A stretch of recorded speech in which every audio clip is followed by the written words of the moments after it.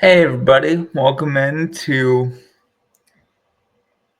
Sports Live in 215. Today we'll discuss the and Steelers, the Eagles and Steelers game, which the Eagles won 27-13. Their passing game looked on point. Both AJ and Devontae Smith went for over 100 yards, so that was good to see. And it seems like at least for 1 week, the AJ and Jalen drama was squashed. And in the team meetings this past week, they kind of dapped each other up just to show everybody on the team that everything was good. So um, hopefully it hopefully it continues because it's good to know that those guys are back on track. It's funny. Jalen Hurts, I believe, is having a better season than his season in 2022, and he's not getting the credit he deserves. Um, he's thrown I believe he's thrown less interceptions at this point in the season than he did in 22. Um, he's even though it's probably only by about one or two, but still, I could be wrong on that. And as always, if I am, please feel free to correct me in the comments. Um, yeah, Jalen's playing great football, and the team is rallying behind number one, um and of course Coach Sirianni, and Nick Sirianni. I thought did a great job coaching his team in the midst of all that internal turmoil. But he, he I don't think will get the love that he deserves for Coach of the Year, but he should definitely get some consideration. And the reason he probably won't get that love is because since he took over, the Eagles have always been good in the 3 years, or I want to say yeah, three or yeah 3 years, 21 or 4. It's been 4 years now. Wow. Since Nick Sirianni took over, like their worst season was a 9-win season, which is absolutely crazy to me. That your worst season you still end up with a winning record and a playoff appearance, and like the people in this city still just will hesitate to give Nick Sirianni really any credit. I mean, I live in Maryland, but the people in Philadelphia and the surrounding area will hesitate to give Nick Sirianni really any credit because they think the roster carries them. Hey, Uncle Dan, how you doing? I just mentioned that because my Uncle Dan is chief on the Nick Sirianni sucks train, which is certainly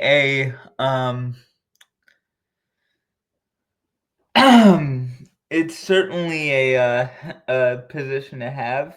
I mean, like I don't know how you can say that this guy is a bad head coach when he has I want to say something like a 47 and 19 record as a head coach in the National Football League. You do not get there if your players do not respond to you. And the players are responding to Nick Sirianni, and it shows in their record and like and all the playoff appearances, and he appeared in a Super Bowl. Obviously, he won a conference championship. So how you can say this guy has such an astronomical winning percentage and still say he's a bad head coach really just doesn't make much sense. Um,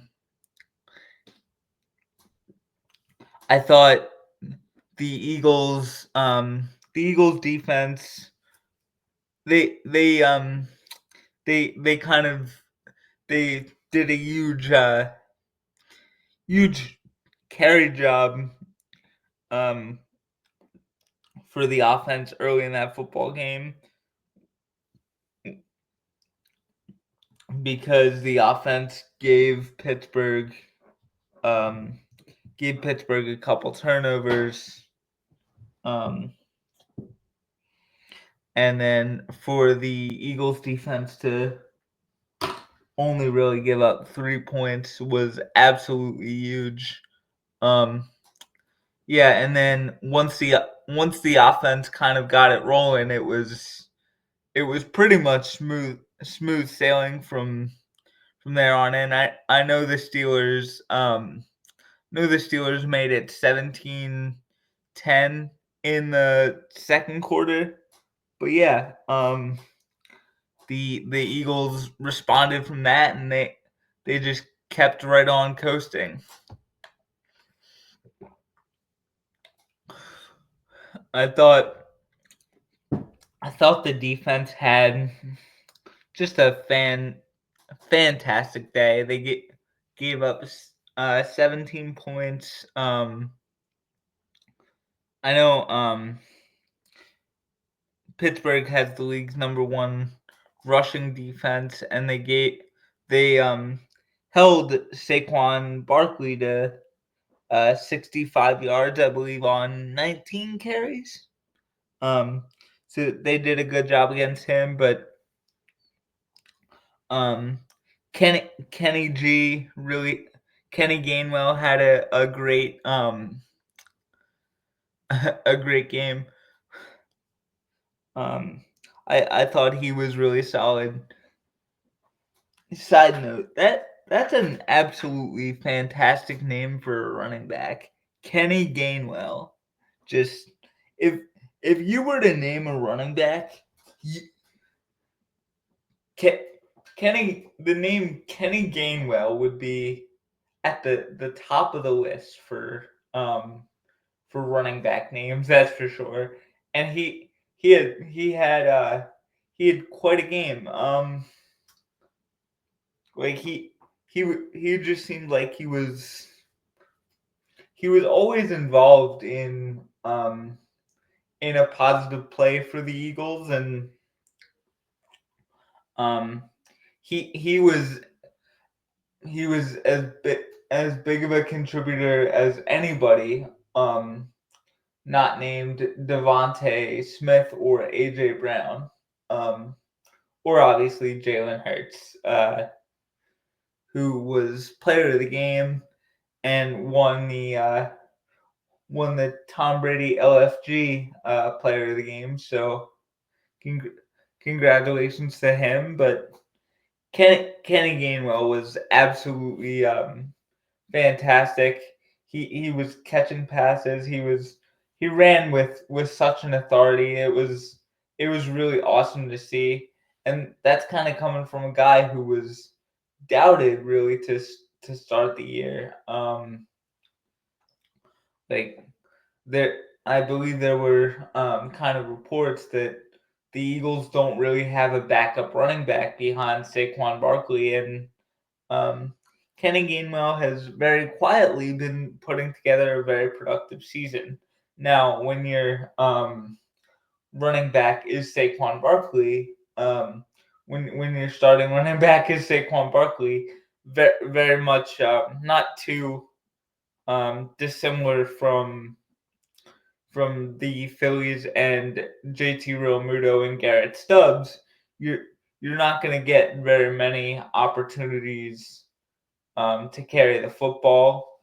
So when you or to even touch the football. So when you do, you gotta make it count. And this year, Kenny Gainwell definitely has. And you cannot take credit from him. He's been he's been really, really good. I won't say he's been fantastic, but he's been really, really good. Um, and and he is one of the more underrated running backs in the NFL, I believe. That that is not a starter. And even Saquon said he can see him as kind of as a running back one somewhere else, which hopefully that doesn't happen for some time in the future. But if it does, we'll obviously cross that bridge when we come to it. But anyway, I thought Vic Fangio called a great game. He was able to kind of take away the Steelers' running game, and then he forced Russell Wilson to beat him with a bunch of guys who are not George Pickens and don't really like.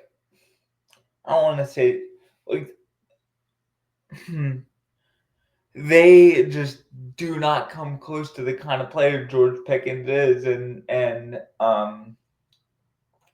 because of that, the Eagles finally got the Russell Wilson curse lifted from them. They finally beat Russell Wilson. He finally has a 1 listed um, in the loss column against the Eagles, and I have to say it certainly took them long enough, but Russell Wilson is just a fantastic player, and I'm glad the Eagles finally got the monkey off their back, and it was huge. I thought the they pressured um they pressured Wilson very well. They didn't give him um many running lanes. One thing I will say is the refs on both sides were questionable to say the least. There was one play where Justin Fields was in the game and he slides late and I want to say it was Reed Blankenship who delivered the hit. Reed Reed, Reed Blankenship couldn't he couldn't he almost couldn't hit him any lower than the head and neck area, but it ended up being considered a personal foul, which is absolutely laughable, and the NFL should just like they've got to either they've got to get better officials. The officials have just been absolutely awful for pretty much as for pretty much my whole life, and the this saying applies to really all referees in any sport. If you don't know the referee's name, they're good at their job, and we we have too many referees in professional sports that we know the names of be, for dubious reasons. They're just so bad at their job, and what what's up with these leagues um like hiring just not very many good referees or umpires. I really just don't get it. Um, it's really frustrating, and it makes for um an a difficult viewing experience as a fan because you you'll you'll see a referee not only make a bunch of calls but a bunch of wrong calls that could um end up like screwing teams out of wins, which luckily enough it that didn't happen. Um